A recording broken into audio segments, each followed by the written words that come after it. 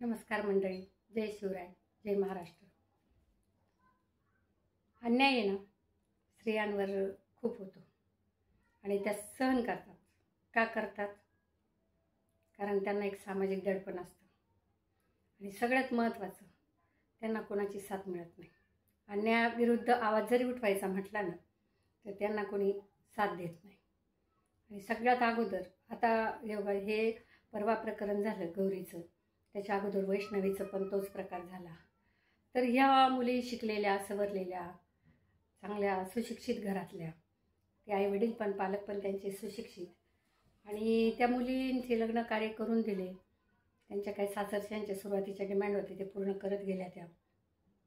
आणि मी काल आहे ना गौरीच्या आईचं एक हे बघितलं, स्टेटमेंट बघितलं की पत्रकार त्यांना विचारत होता की गौरीला त्रास होता तिच्या नवऱ्यापासून, ते तिनं कधी तुम्हाला सांगितलं का? तर त्या बोलत होत्या की हो, तिनं अनेकदा सांगितलं होतं आम्हाला की तो मारतो, तो त्रास देतो, तो असं करतो, तो तसं करतो. मला एक प्रश्न पडला, जर आपली मुलगी तुम्हाला एवढं रोज सांगते की ती कुठल्या त्रासात आहे, तिला काय त्रास होतो, किती होतोय, तर मग तुम्ही ते गांभीर्याने घ्यायला नको का? तुम्ही त्या गोष्टीत लक्ष का नाही घातलं? तुम्ही त्या मुलीला स्वतःकडे का घेऊन नाही आल्या? नंतर तुम्ही कायदेशीररित्या का होईना त्याला हे करू शकल्या असत्या.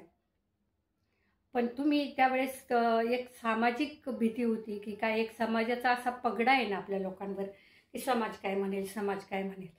आपण आता 21व्या शतकाकडे चाललोय. आता हे कुठपर्यंत समाज करत बसायचं? म्हणजे आपल्या लेकरांचे जीवापेक्षा समाज मोठा आहे का? तर त्यांनी वेळीच जर त्या मुलीचं म्हणणं ऐकून घेतलं असतं, तिचा त्रास समजून घेतला असता आणि तिला स्वतःकडे आणलं असतं, सुरक्षित केलं असतं, त्याच्यानंतर कायदेशीर कारवाईनं जे होईल ते.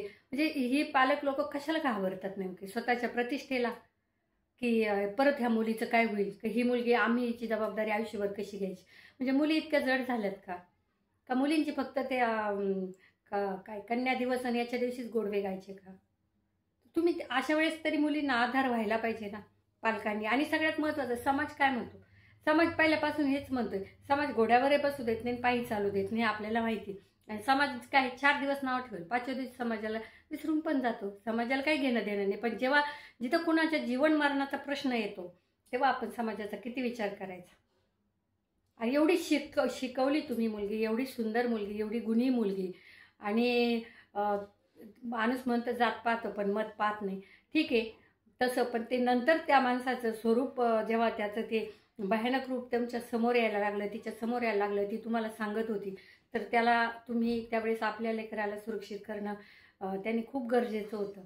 पण तशी त्यांनी भूमिका घेतली नाही. त्याचे कारण आता त्यांना माहिती. पण त्याने जर कधी त्या मुलीला, वैष्णवीच्या बाबतीत पण हेच घडलं की ती वैष्णवीसुद्धा आईवडिलांना सांगत होती, पण आईवडिलांनी तिला असं खंबीरपणे तिच्या पाठीशी उभी राहिले नाही की बेटा तू काळजी करू नको, आम्ही आहेत ना तुला, बघू काय होईल ते, चल तू आमच्यासोबत. अरे तुम्ही पार मरणाच्या दारात पोरी जातात, नंतर ते लोक फोन करून सांगतात. मग तुम्ही आता हा आक्रोश यांचा जो आहे ना, तर ते बघून एक असं पण वाटतं की या आक्रोशा पाठीमागचा हा पश्चाताप तर नाही ना? म्हणजे यांना ज्या वेळेस मुली सांगतात त्यावेळेस त्या मुलींना हे प्रोटेक्ट का करत नाही? मुलींना सहारा का देत नाही? नुसतं समाजाच्या नावानं बोंबलून चालणार नाही. पहिली भूमिका आपली ठामाची. समाज काय करणार आहे तुमचं? समाज तुम्हाला वाळीत टाकेल, 4 दिवस नावं ठेवेल. कोणत्या भीतीला घाबरताय तुम्ही आणि का घाबरताय? बरं ठीक आहे ना, समाजानं तुम्हाला असं म्हटलं तसं म्हटलं, काही समाज तुम्हाला घरात आणून तुमची लेक पोसणार आहे का? तुम्हाला तुमच्या लेकीचं तुमचंच बघायचं. एवढ्या शिकल्या सवरलेल्या मुली स्वतःच्या पायावर त्यांना तुम्ही बळ द्या की बाई तू एकटी खमकी आहे, तुला आम्ही एवढं शिकवलं, हे केलं, हे काय अन्याय अत्याचार सहन करण्यासाठी नाही केलं. तू तुझी पायावर उभी राहा आणि तू राहा, आम्ही आहोत तुला. भविष्यात तिच्या लाईफमध्ये एखादा जोडीदार आला व्यवस्थित चांगला, तर काय दुसरे लग्न करून द्या ना, काही हरकत नाही ना. एक गोष्ट फसली म्हणून दुसरी फसलेच असं पण नाही आहे ना. पण ही जी मानसिकता आहे ना की समाज काय म्हणेल, समाज काय म्हणेल.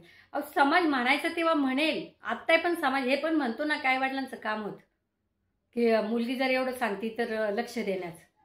पण तेव्हा काय म्हटलं असतं की समाजाला थोडी सगळं तुमचे हे 7 वारे माहिती असतात का बघायला यायला? जो विचारेल समोर येऊन त्याला उत्तर देते की आमच्या मुलीचा प्रश्न आहे, मुलीला त्रास होतोय, आम्ही तिच्या पाठीमागे खंबीर उभे आहोत. कुठंतरी ह्या मुली आहे ना, मला असं वाटतं की स्वतःला सुरक्षित समजतात. जेव्हा त्या पालकांना सांगायला जातात ना, तर पालक हा बाई आज नाही उद्या ठीक होईल, थांब थांब थोडे दिवस बघू, आम्ही बोलून पाहतो, याला बोलून पाहतो, हा मध्यस्थी घालतो, त्या मध्यस्थ्याला फोन करतो, त्याच्या आईशी बोलतो, त्याच्या बापाशी बोलतो. हे ना हे बंद करा. जेव्हा तुमच्या लेकरं तुम्हाला सांगतायत की मला असा असा त्रास आहे आणि तो तुम्ही बघताय, पण दिसतोय तुम्हाला, त्याच्या खानाखुणा दिसतायत लेकराच्या अंगावर, तर मग अशा वेळेस पण तुमची भूमिका ठाम असायला पाहिजे का नाही? अशा वेळेस कुठलं समाज, म्हणजे याचा अर्थ काय होतो, तुम्ही तुमच्या प्रतिष्ठेला आणि तुमच्या इज्जतीला घाबरून घाबरून स्वतःचे पोटचे लेकरं असे कसे पण कुणाला मारायला ताब्यात देणार आहे का? ते अत्यंत चुकीचं आहे. माझं तर अगदी निक्षून सांगणं आहे की पालकांना जर मुलींना आधाराची गरज असेल ना, तर खरंच तुम्ही तिच्या पाठीशी उभे राहा. कुठला समाज आहे, कुठलं काय, कशालाही घाबरायचं काही कारण नाही. का असं समाजावर ढकलत किती दिवस चालणार आहे सांगा आपण? हे कुठंतरी थांबायला पाहिजे ना. की त्या मुलीला फक्त जन्म दिला, तिला वाढलं, तिचं लग्न केलं म्हणजे पालकांची जबाबदारी संपते. आणि सासरी गेले म्हणजे त्यांनी काय, तिला आम्ही पोसतो, तिला खाऊ पिऊ घालतो, तिला आसरा सहारा दिला म्हणजे ती तिथं पण निर्वासितासारखीच राहायचं का? तिनं सहनच करायचं का? ही मानसिकता समाजाची तर बदललीच पाहिजे, पण पालकांची सुद्धा बदलणं खूप गरजेचं आहे. आज पालकांनी सुद्धा ही गोष्ट लक्षात घ्यायला पाहिजे की आपली भूमिका अगोदर खंबीर आणि ठाम आपल्या लेकीसाठी असली पाहिजे. मंडळी, कमेंटमध्ये नक्की व्यक्त व्हा. तेव्हा मला जे वाटलं ते मी व्यक्त झाले.